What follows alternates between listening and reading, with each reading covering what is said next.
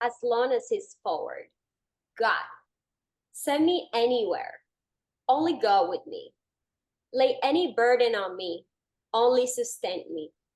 And sever any tie in my heart except the tie that binds my heart to yours. If you have men who will only come if they know there is a good road, I don't want them. I want men who will come if there is no road at all. I will go anywhere, provided be forward.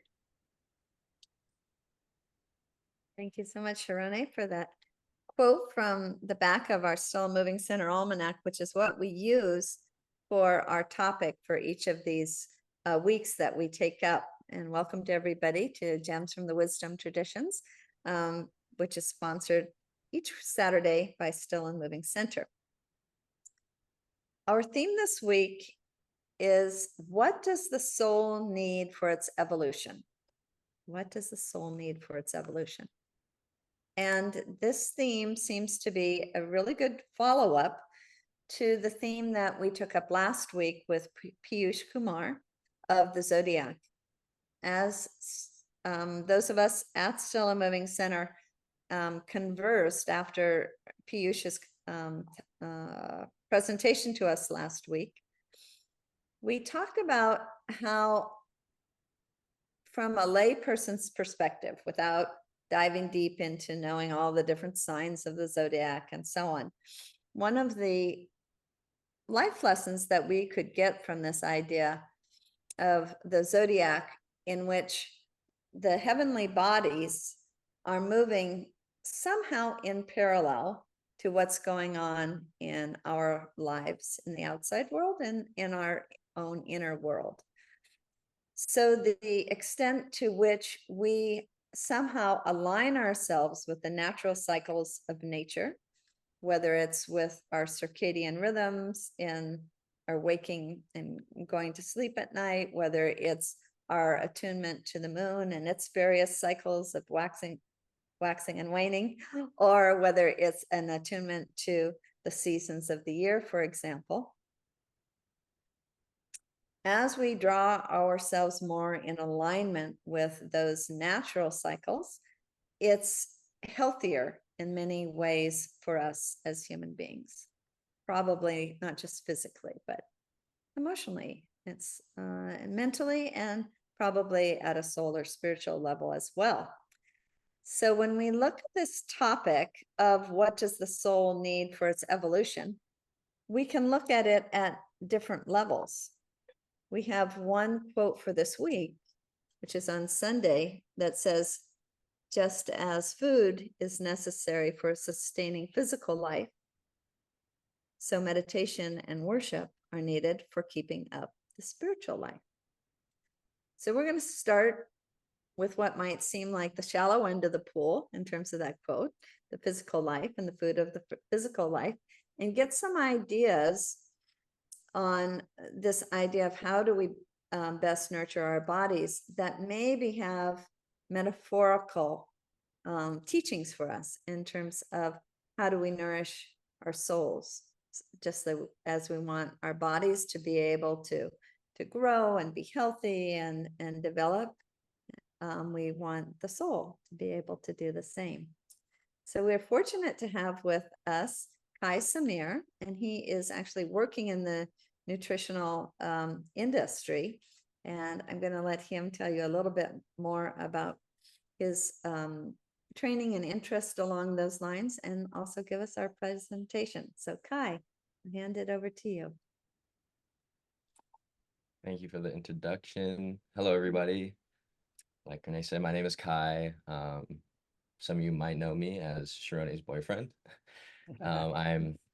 If you recognize the background too, I'm at our house in San Francisco. So kind of how I got here, I grew up in Hawaii, went to school over on the east side at Kalaheo, went to Cal Poly for college and studied nutrition there. And I didn't know what I was really getting myself into, but fell in love with it and learned a lot.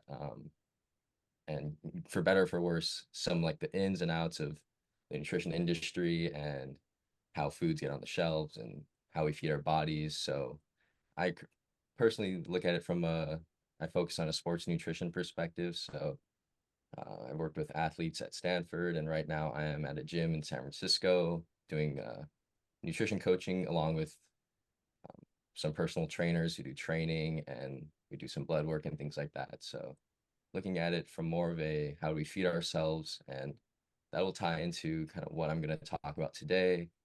Hopefully open up the floor for some discussion on just what you guys think, but um, I'm not the most philosophical, but I will take my best approach to kind of change the way we look at food and um, just kind of share some cool things. So I will share my screen. I've got a few slides to go over.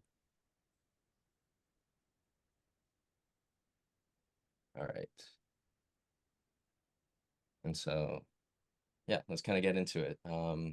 I was given, a great quote that kind of,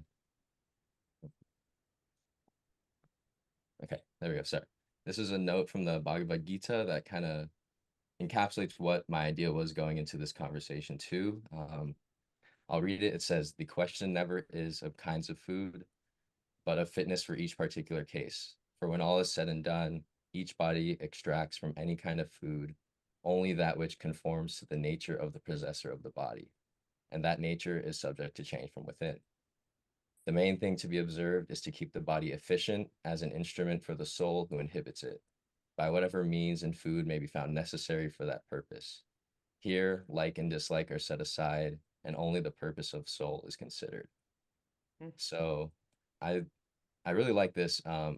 It's very deep and it gets me to think of a few things, first being that, foods are going to serve each of us differently, and kind of what we get from them will change, right? I'm sure a lot of us have also heard, certain foods are bad, certain foods are good. That same food can be taken from both perspectives, really. So, um, thinking of the food as how it's going to serve our body, and most importantly, like the possessor of the body and how their perspective on that is going to change based on how they feel, their environment, and all these things. So that's one part to keep in mind. And then, the fact that we have to set aside like and dislike, and the purpose is to keep our bodies efficient as an instrument that, our soul is a part of. So are we healthy? Are we moving? All these things kind of go into it. So uh, I kind of want to start by asking, how do we feed our souls? And there may be more ways. I thought of, these four that I've seen in a few books, but really just nurturing a healthy and mindful body. We take care of our soul physically, mentally, socially, and emotionally, and spiritually. And so when we think of nutrition, I was kind of thinking of how this plays in, and most oftentimes we'll think of it under the physical perspective of feeding our soul. So we have the movement that keeps us healthy physically, and then we have diet, which is the way in which we, give ourselves energy, make it from day to day, and thrive. But I kind of want to challenge us to think of nutrition. And the more I've been in the field and seeing people's relationship with food as I work with them one on one, I see that, diet really goes into every aspect of feeding our souls, right? So if we look at mentally, certain foods we eat are going to affect our mood, affect how we sleep. Caffeine is going to keep us awake, stop us from sleeping. There are nutrients that help with enhanced brain activity. And then I think one of the more overlooked aspects of feeding our souls is socially and emotionally. Food is like a lot of food is culture. It's how we grew up eating. We eat with friends and families. We go out and socialize with our friends and have potlucks. So all of this, is ultimately coming back to nutrition. And in some religions, fasting is a spiritual practice. You can do cleanses that kind of clean your soul and rid it of certain nutrients or certain chemicals. And also eating mindfully is a big part of it. So I think when we look at it from this perspective, diet does go play into every of these four aspects. And so we can kind of think of this in a more basic sense by looking at foods as they are. So looking at this really simple little graphic, we have, a group of foods on the left that aren't, that you might say are healthy, foods on the right that are more healthy. But ultimately, and this is kind of going in the opposite direction in a way, but looking at it from, what is the food really? So on the right, we have salmon. I think it's a piece of salmon. That's just, not too different as far as being a protein from, the sausage on the left. And mind the simple discussion, I'll kind of get to the point, but, we have the donut. You think a donut that's, sugary, it's a sweet, but also fruit on the right, that's going to be sugar too. So, very different in nature. And so that's kind of where I'm going with this is, seeing how each thing that we eat, what we consume, where is this kind of coming from? What's the intention behind the food? Is this going to like serve me? So I think in the biggest things, regardless of healthy and unhealthy, is that where these foods come from. And so I kind of boil it down to, the foods on the right, they come from nature, and the foods on the left, they kind of come from a factory, or they're manufactured in a way. They're, packaged, shipped, put in a can, put in a bottle. Whereas the foods in nature have very minimal processing. Somebody had to butcher the salmon, but after that, they're just gonna pack it, and then that's given to you fresh. Apple, you can go pick it from the tree, wash it, and eat it right there. So this is just kind of the idea of the intention behind foods. And I have a little fact, a little graph here that's going to kind of hopefully expand on this. This might be shocking to some might have known this already, but this is a graph that shows the US sugar consumption from 1822 to 2005. And if you can't see on the left, it says sugar consumption, and then that's per pound, per year, per person. So if we look at, 1820, we're at about 7 to 8 pounds per person per year. So over the course of a year, the average individual might eat 7 to 8 pounds of sugar, whereas looking at close to 2000, we're at around 100 pounds per person per year. So thinking of what kind of has happened in this time and gotten, us to the point where sugar is a big part of our lives, and ultimately it's a few things, and you can see like a big spike around 1920 and the 40s. There's a sugar act, we're we're not farming as much as individuals, we're not living off our own land. We're kind of relying on our groceries and our things to be mass produced, given to us. So sugar farmers were actually given subsidies to, keep growing sugar and producing it. And then in the 60s, 70s, and 80s, they actually found, fats aren't as good for us. So we started going low fat, and then that kind of adds more sugar into our diets. So this is just kind of a graph that gets us to think about what else is going into food other than just the food itself. And so now that, we're not really farming anymore, we have to get our food from the grocery store. We have to kind of think of how we can navigate this to, best feed our souls, and, really look out for our best intentions. And I've something I've always heard going into nutrition is, shop the perimeter of the grocery store. I don't know if anyone has heard this. You might have or noticed this before, but um, I like to say keep a watchful eye on some things. If you go to a grocery store, every time you go in, it's gonna have a similar layout to this, where it's, you have all your fresher foods on the outside, and then the center aisles are where you have more of the packaged goods, baking goods, things like that. And for, sake of simplification, a lot of times in the aisles and looking at the foods, a lot of the ones are going to be, marketing, a lot of fad diets, what's popular, things that are going to get you to kind of buy their foods, rather than, on the perimeter, when we look at, meat, veggies, eggs, things like that, you can't really market that. And so we've become lost to the idea of some of these things. And, when we focus on shopping from the perimeter, we get a lot of these whole nutritious foods that are actually like raw, like fruits are raw, and they come to us that way, and you know, they come from the land. So I think one of the biggest things that I like to, focus on in my life and when I work with people is just kind of coming back to the idea of eating ancestrally, or eating as if, we have to look out for ourselves every day, feed our soul, and give us really the best we can. So kind of bringing it back to um, coming back to our roots, really.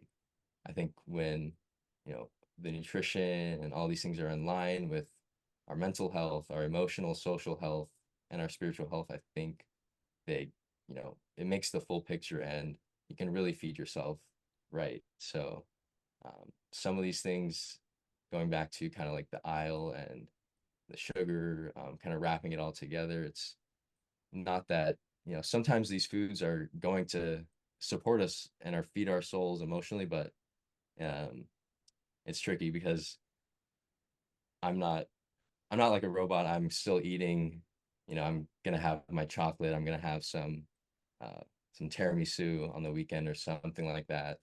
But I think ultimately knowing those and having the mindfulness, and some of these instances where you're kind of aware of how you're giving yourself that freedom and flexibility, it kind of goes a long way. So I think when we boil it down, trying to eat foods, from the land or the sea, and that's kind of the main idea. I think feeding the soul is just, you know, nutritious foods that feed ourselves as individuals, and you know, really keep us moving in the right direction, move us positively. Um, and kind of closing on that is just a little quote that really resonates with me well is, let food be thy medicine, and medicine be thy food. Many of us might have heard of it, but it is it is true. Nutrition is really like prevention and protection. So when we kind of look behind or look beyond the marketing and things, we can really get deeper and feed ourselves from within.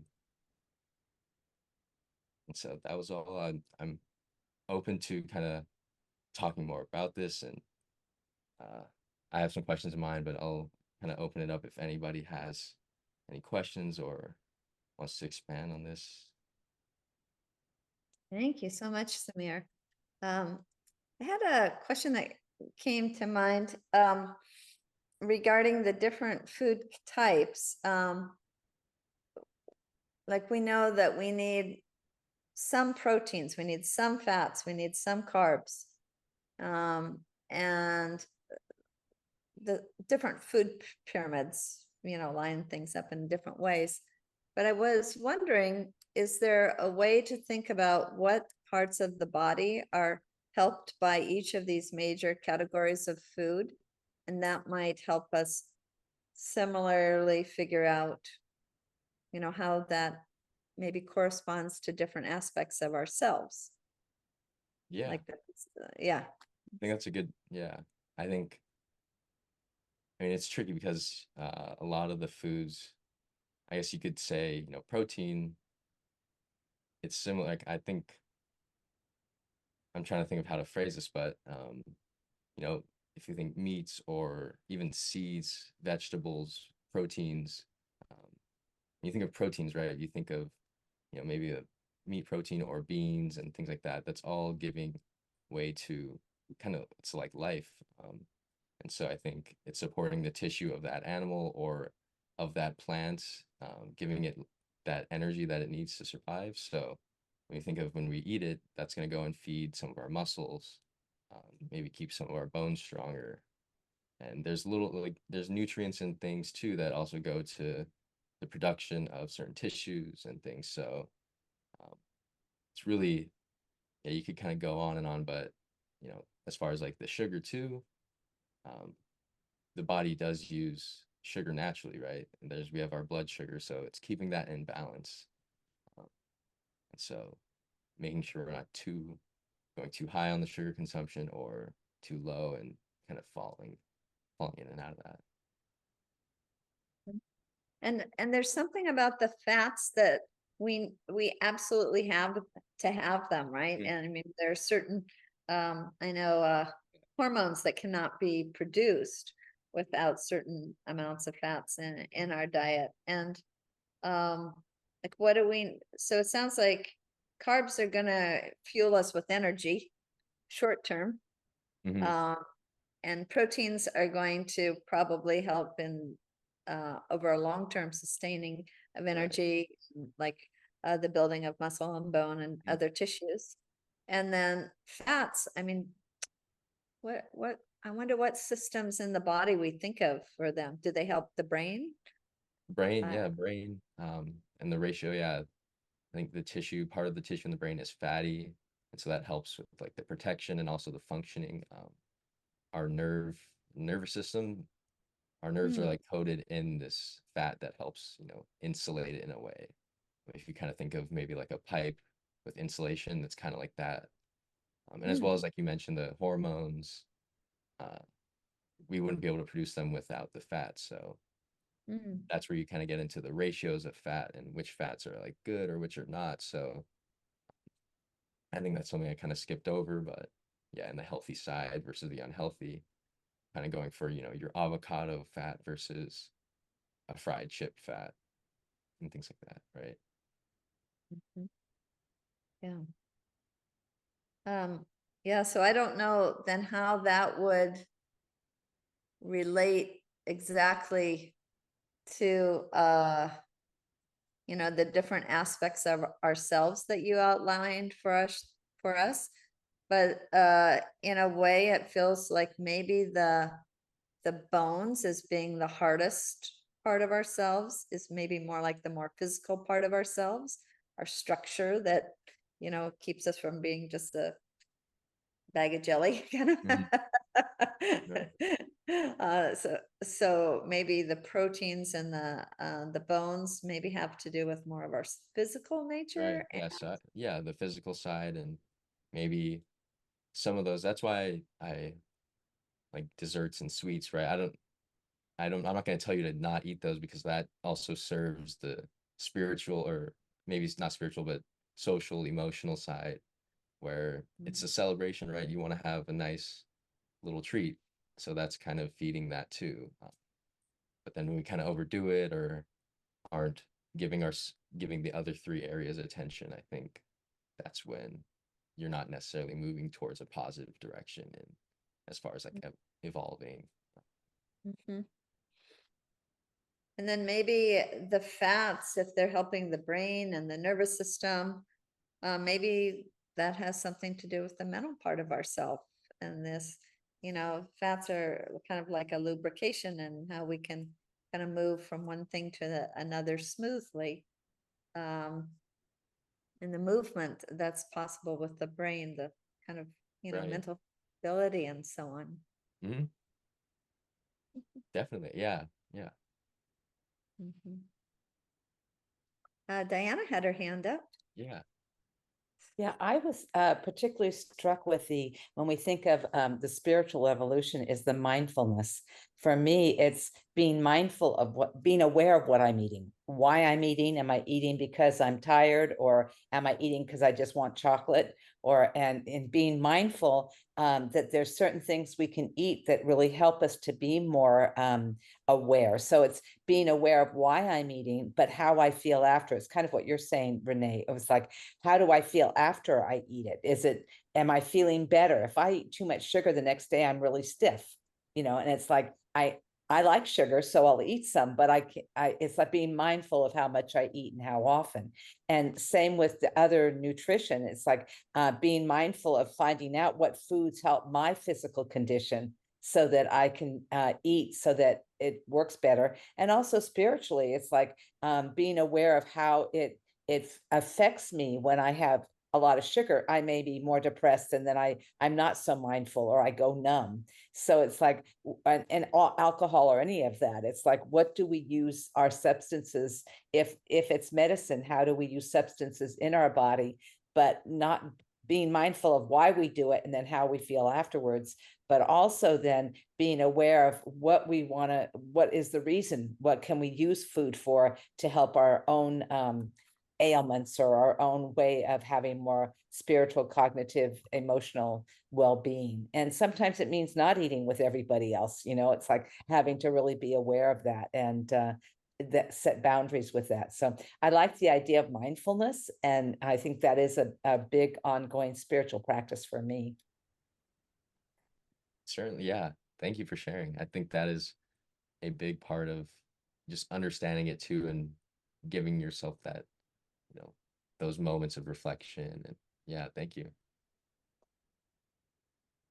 You do either one of you or anybody here have the feeling that your body uses food differently depending on how mindful you are as you're consuming it? Bob.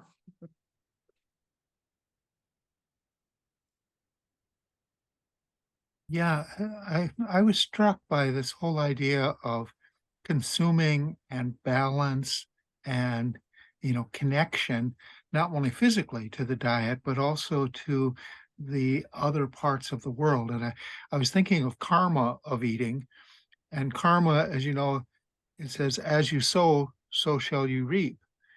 But as you reap, so shall you eat. There's a connection there. And the connection is, I'm remembering a book called The Omnivore's Dilemma, that where and how the food comes to us affects sort of the karma of eating. So, factory farming, which you said are the middle aisles where they're promoting it and such, but they're also, in a sense, packaging things in a way that could be called factory farming. In other words, the karmic suffering that is caused by the development of certain kinds of foods and certain kinds of packaging, certain kinds of where the food comes from, not just animals, factory farming with a bunch of chickens, in a small crate, but also anything else. I mean, the farming can come through the suffering of the people that are in the process of coming to you. So I was just looking at that kind of dimension of, realizing that the how of where the food comes from. And the omnivore's dilemma really stresses, that having chickens or cows or animals living naturally is better than the factory farming. And I'll just end with a really interesting little short story called The Slaughterer by Isaac Bashevis Singer. And it's a person who wanted to become a rabbi, but they filled the position. So he became a ritual slaughterer. And it just worked on his soul to the point, as you go through the whole thing, he can't accept it. There is no kind way to kill something. And it kept working on him to the point where his whole faith became a question mark. And that's where the short story ends. So I wonder if you could talk a little about that process too, of not just what you eat, but this process of how the food comes to you and how you relate to it. It's a lot what Diana was saying about mindfulness. Right. Right. I love that. I love that. Thank Thank you you for bringing that up. bringing that up. Yeah, that's Yeah, one that's one of the things bigger and things. what I was kind of touching on when I was talking about the aisles and, how things are mass produced. So that example I gave with the graph, it was kind of like the sugar. So it's a lot of things, right? Like, yeah, you're saying, how do we get eggs to every supermarket across the world, essentially, right? So you have to think of some aren't as quality and some aren't giving the respect to that animal. So in the instance example of that, I think that's where you want to look into some of the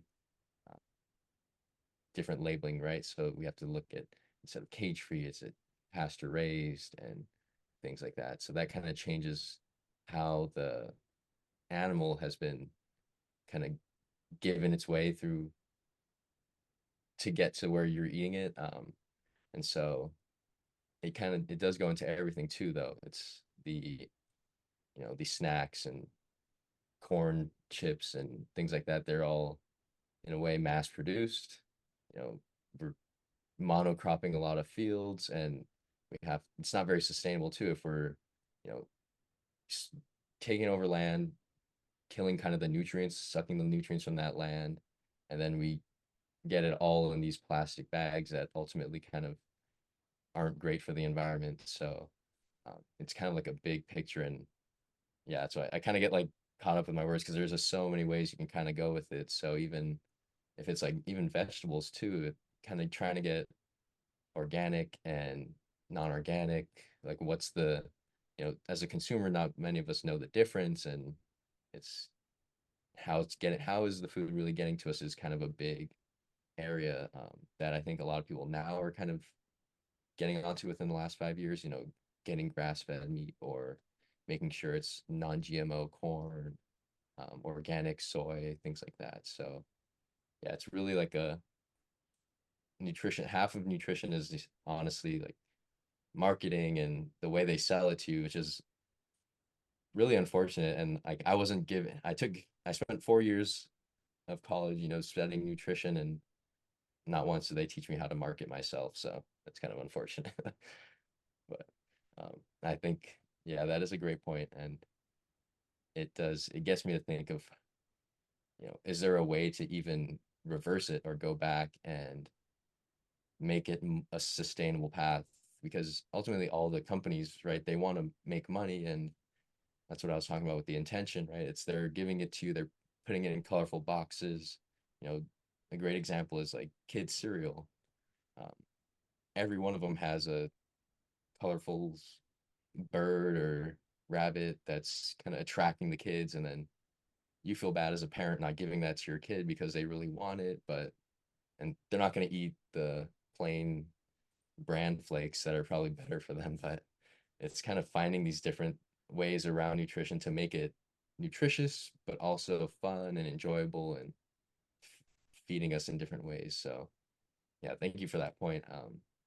That's really, yeah, that is kind of the idea of making sure we're aware, and where are we getting our food, how that all ties into it.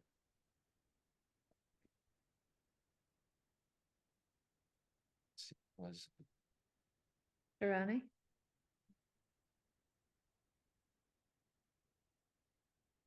Looked like you had a comment. Something was going through your mind. No, I was just thinking of the question you asked earlier, how eating all this different food kind of like affect these states. And I was just thinking about that. Like, yeah, I definitely feel in my body when I eat food that, you know, doesn't align ethically or is not coming from a good source. I can feel it in my body. I sometimes don't need to even read the label. I just feel immediately anxious and it's stressful. And Kai is always asking me, what did you eat? I'm like, oh, I eat this chocolate that has 1,000 ingredients. And, you know, and I can just feel that difference. So I think definitely, you know, paying attention to what we eat, how we eat it, right? And where it's coming from is like essential for like taking care of our bodies and feeding our soul, because, you know, everything is connected, right? What we think, the way we feel, the way our bodies move. So if we put something in our bodies that doesn't make us feel good emotionally, that's also going to have a reaction in our minds, in our brains. So yeah, it's such a big picture to look at. It's not only like, oh, where's this from? It's like, you know, is this made with love? You know, what's the secret ingredient of food? It's like love. Is the food that we're getting into our body has love? I usually ask myself that question when I go out and buy food. And I always say that meal at home is the best food because it's, you know, made from the heart. But yeah, I really love what Bob was saying, like where this food comes from and all of that, and answering your question. Lots of ideas, but yeah. Thank you. Any thoughts, Mary, you want to contribute? Just realizing that as you age, you change. I can't eat certain things that I used to before. And it's like Sharone was saying, your body will tell you what you can eat and what you can't eat. So it's an interesting proposition Yeah, healthy things. I used to love beans. It's too uncomfortable to eat them anymore. And I'm going, oh my goodness, that's healthy, but it's not worth the pain and the discomfort. So your body will tell you, and I think that's a good thing, to listen to your body. Amen. Yeah, definitely. And there are sometimes things that we can do if we have something that seems as if it should be healthy for us.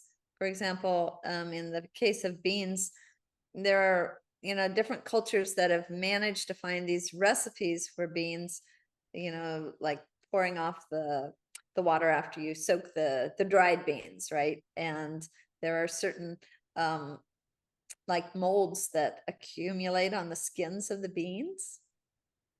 So you might be able to wash those away. You may even be able to soak them a little bit and do this with the beans and get the skins off of the beans. That's another possibility. Also, different ones of the cultures know how to use spices and herbs in such a way that the different effects that the foods would have on us that might not be so positive get counteracted by, it's kind of a whole chemical you know, knowledge that somebody would have. But yeah, your point about us listening to the body, because what used to work really well for us might not work at all anymore, and vice versa. Anna. Yeah, I totally agree. I think even every day, not just like in bigger time intervals, but each day and each moment, your body can crave something different. And Kai, thank you so much. This was very insightful, and I'm so happy that you approached it from all of these different realms. I was wondering, I had a question. Someone sort of recently told me this concept that made me a little bit concerned.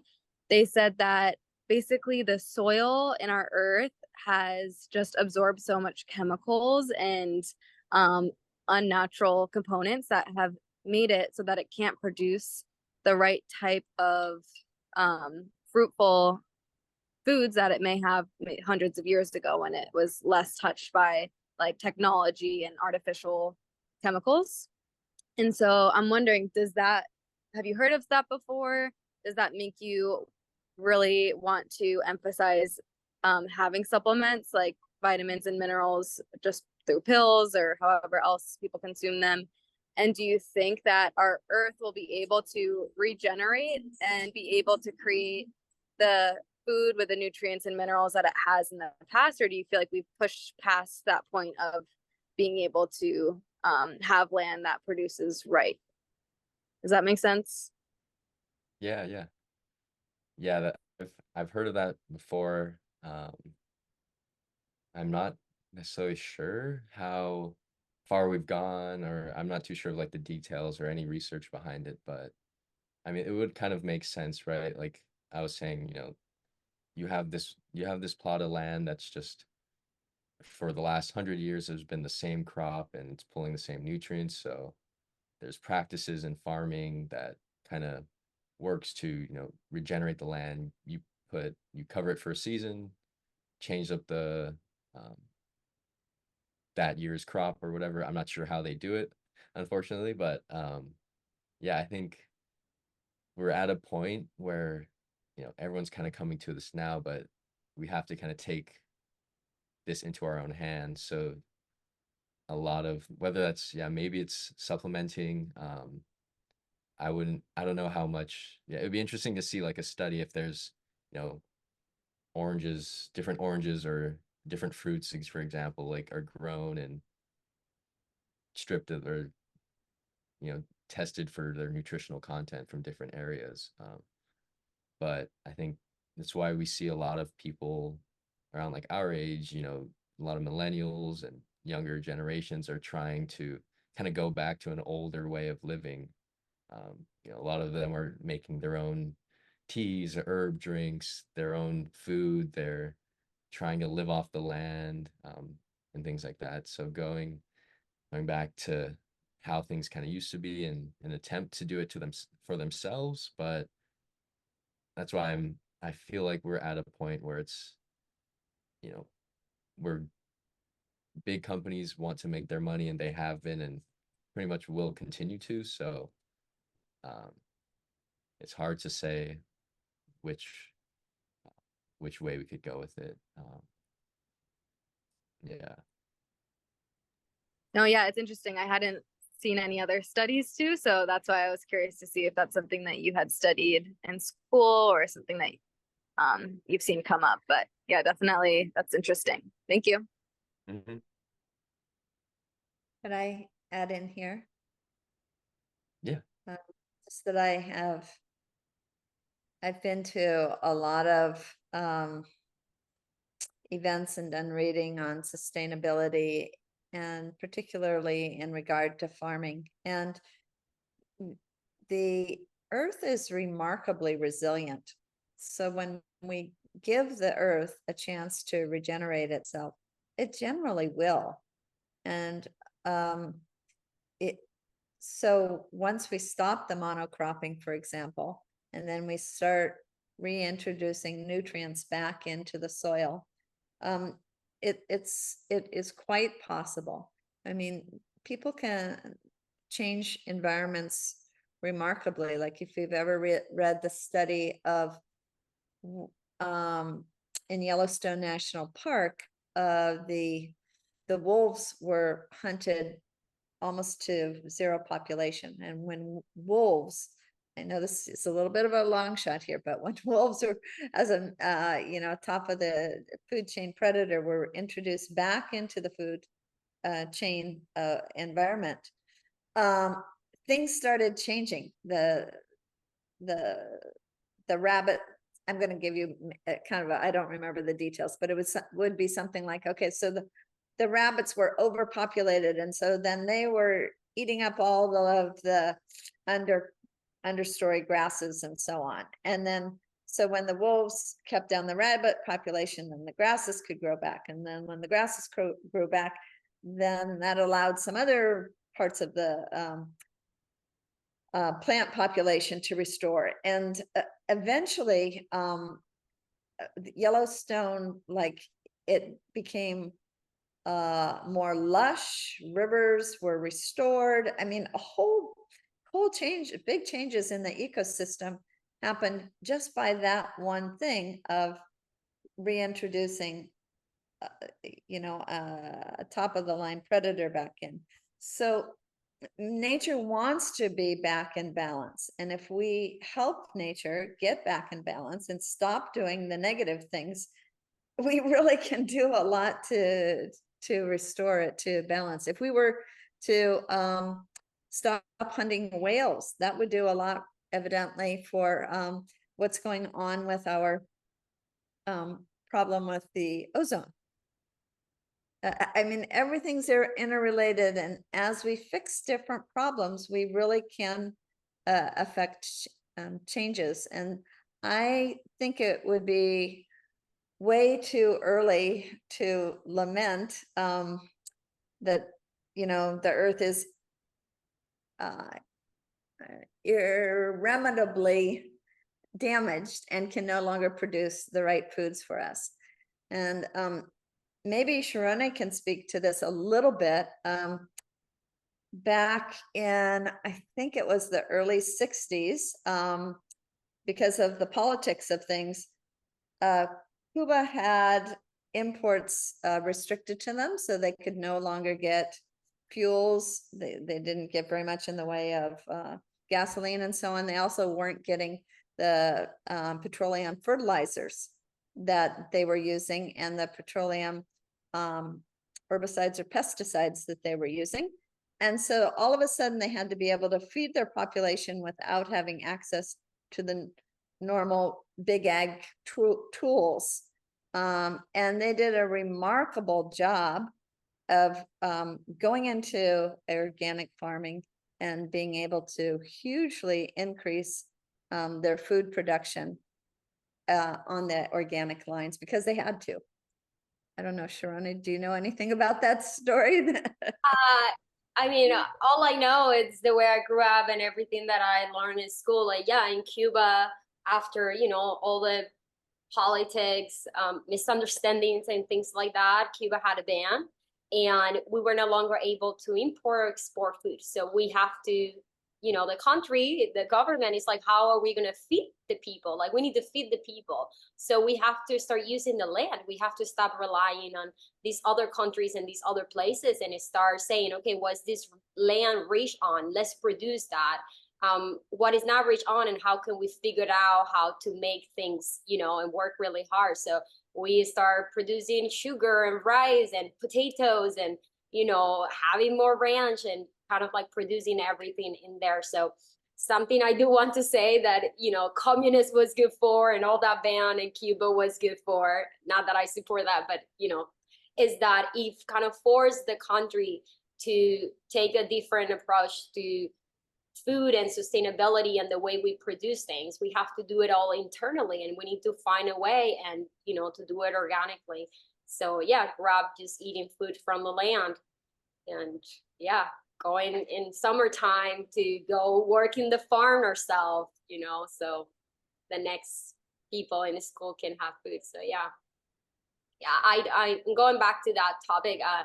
I don't think, I do also believe the land is very resilient, and if now we're kind of like building this consciousness, right, like this like world consciousness that we're seeing, like we make so much damage, we need to stop and recover. So I think slowly, it's going to be a slow process, but slowly we are going to be able to rebuild back the land without going to the point where it can no longer regenerate or like, produce good food and things like that.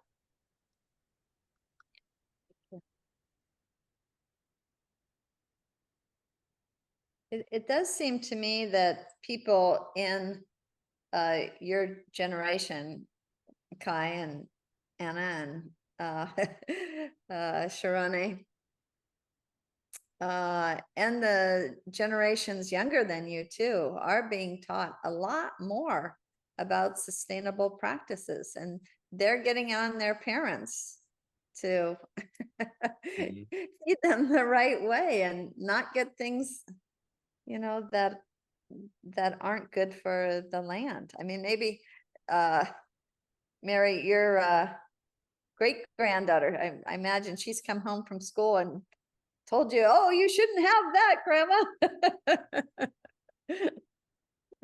No, not yet, but it is awareness. And that's what we all need to be cognizant of, no matter what age we are, because things change. And I was thinking, when the pandemic was, the ocean was recovering also there. So there, humans have a lot of things to that we affect, and our presence or non-presence is going to have an effect too.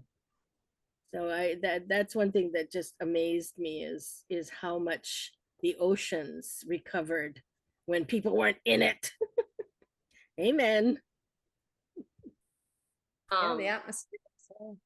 Yeah, I think, speaking for myself in this generation, I think the awareness and the consciousness of sustainability, of eating healthy, of self-care, health, and wellness come because we look around, right? And there's so much illness. There is so many buildings, right? Like there's no space for nature almost. It's like there, you don't feel like there's so many cars polluting. So I think this generation is feeling claustrophobic within ourselves and outside ourselves. We're looking around and where is nature? Where is like the apple from the tree, right? Where are the trees? So I think human beings really are, we exist to live in harmony with nature, and when we don't have that, we automatically have that instinct of like what's happening. And I think it's inevitable to wake up and have that consciousness.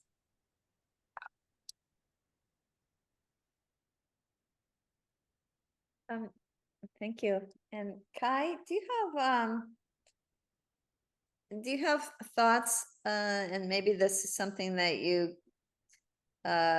coach your clients in, just in how they eat their food, for example? We're going to I think it's pretty well proven that we process food differently if we are sitting still, we're calm as we're eating. And I mean, you can also add something like gratitude to that, versus if we take something quick, we're on the run, we're dashing out. That's a whole different way of eating. And I don't even think it has the same food has the same effect on us, depending on how we eat it. Any thoughts on that?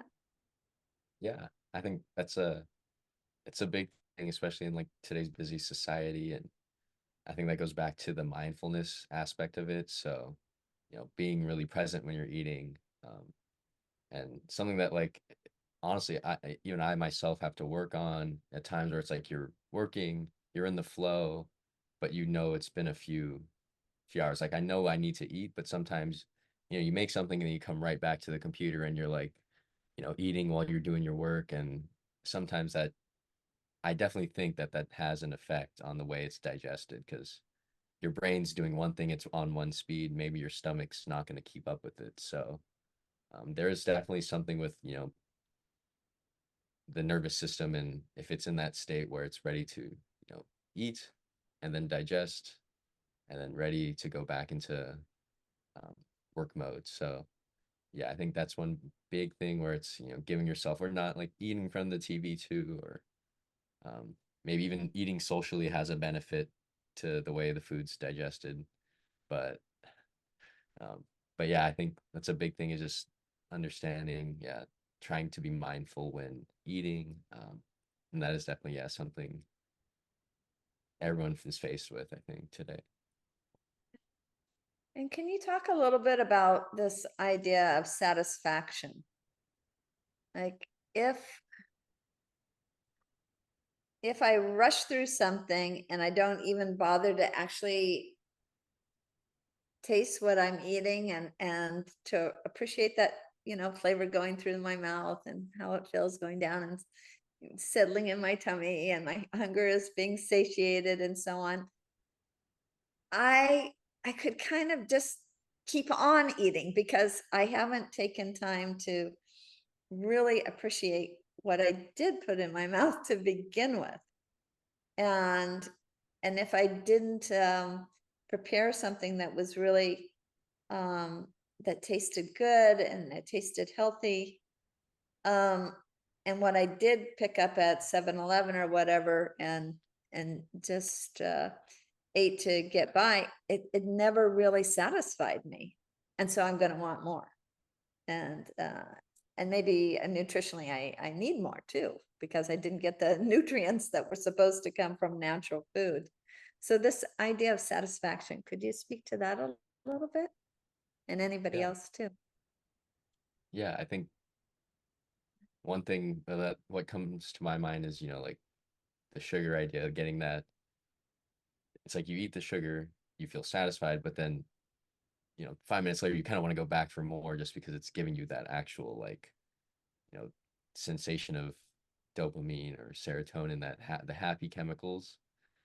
It's giving that actual, response. So, they find that, like, sugar is not, refined sugar is not very different from, I guess the response you get is not very different from what people who are like users of drugs and things like that, they might experience when they get that, rush of chemicals. It's a similar kind of thing. So um, there's definitely some connection between how we are crazed to a food, and if it's, emotional craze, like things like that. But I do think sitting down and actually enjoying the food does have an effect in how we feel afterwards.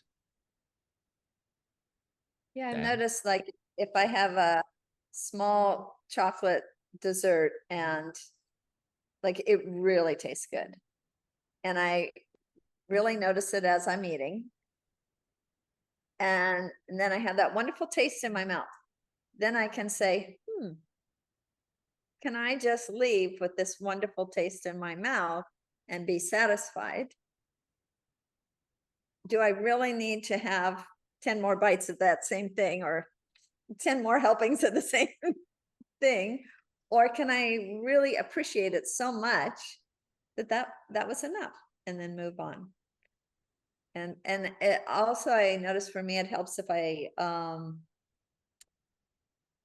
like I appreciate it in my mouth, and then clearing my palate might allow me to move on to something else and not have to eat more of it. That's a personal experience. Diana, I saw your hand was up a couple times. Yeah, no problem. I was thinking about blessing our food. You know, people pray before they eat, or we do a blessing before we eat. And I really think years ago that we were talking about when you bless your food or you say a prayer of gratitude, it changes the molecular structure of it. And I'm not meaning you can eat 10 Mars bars or whatever, but there's something when we do a blessing, a thankfulness for the food, or a prayer, you know, there is some really wisdom with that, because it brings us in the present moment. And to me, it also, there's a different way of eating, like you're talking about, Renee. It's like doing it with mindfulness, but just even blessing the food seems to, you know, they talk about water, how it changes when you send good thoughts or plants. So it's like, well, that works with food too. So I'm not saying you have to go way far away and just pray and it's all going to be okay. But I really think there's something about blessing our food before we eat it and saying a prayer that makes a difference in me when I'm eating. Yeah, certainly. Thank you for bringing that up too. I think that's a big thing I've thought of, you know, growing up. It was, I'm half Japanese, so that's something that before every meal, in Japan, they say, you know, itadakimasu, or, well, yeah. And then after the meal, you say, gochou-sama deshita. That's like, thank you for the meal, you know. So yeah, I think that's a big part of it. And it definitely gets you to think, okay, even if it's that little moment, I think that's something that's lost in a lot of, you know, certain things in today's society. And then we eat fast, we do all these things. So Bob, you have some?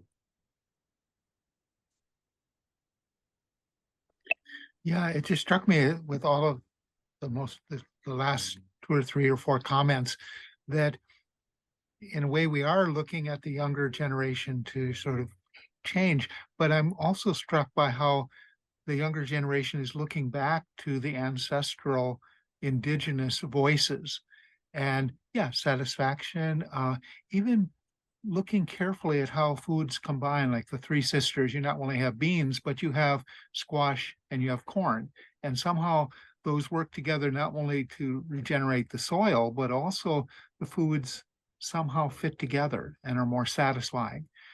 And I guess the other element would be looking at the body as a teacher, as an ancestral voice, and what does the body crave?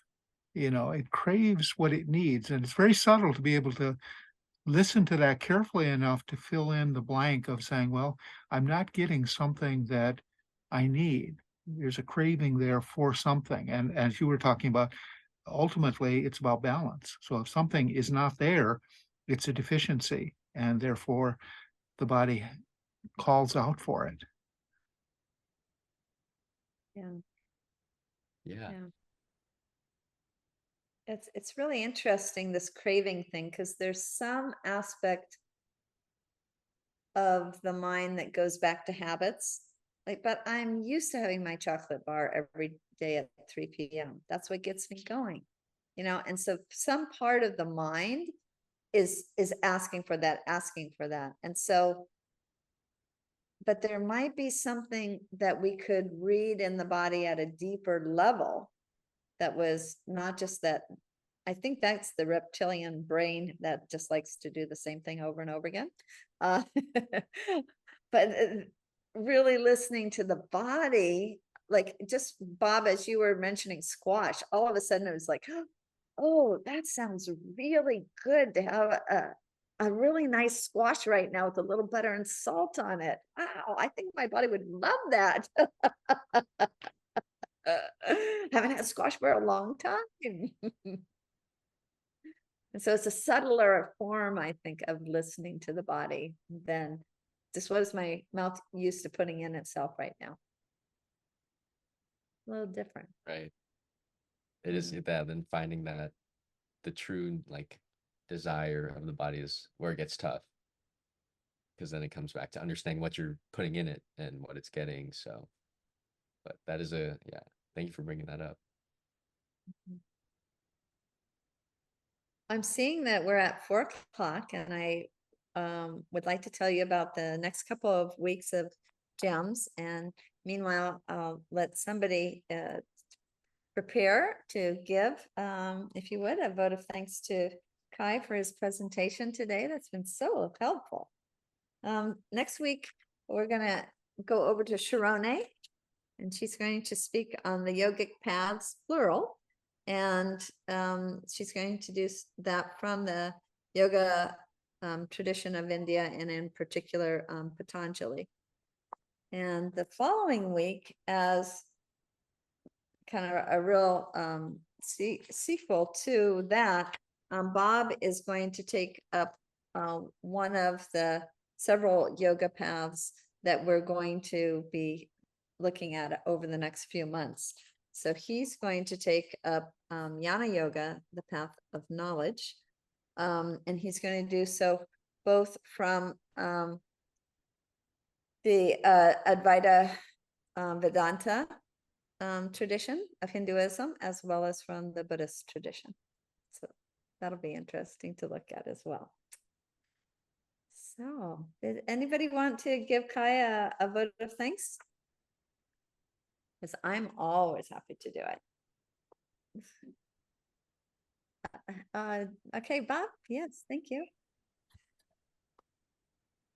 Well, I think we'd all like to thank the wonderful presentation, sort of starting with the body, but so clearly dealing with your second slide of how it relates to the spirit and the soul and the environment, all of those things together. And they all came out so beautifully, about, there is a physical start, but then there is all these other elements. And so I'd like to really thank you for stimulating our thought with some nutritious ideas. Me too. Yeah. Me too. Thank you guys for attending and letting me, kind of share what I've come across, and it's been a pleasure.